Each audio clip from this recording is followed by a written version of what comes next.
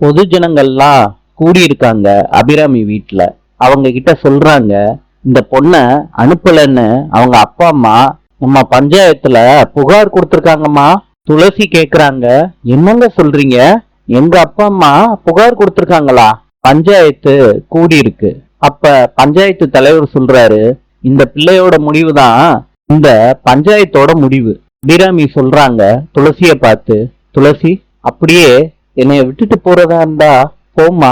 மத்தவங்க எல்லாம் பஞ்சாயத்து தலைவர் முன்னாடி சொல்றாங்க, அந்த துளசி பொண்ணுக்கு அப்பா அம்மா கூட போறதுதான் விருப்பம். இப்ப இந்த அபிராமி நீலக்கண்ணீர் வடிச்சு அந்த பொண்ணு மனச கலைக்கிறதுக்கு முயற்சி பண்றா.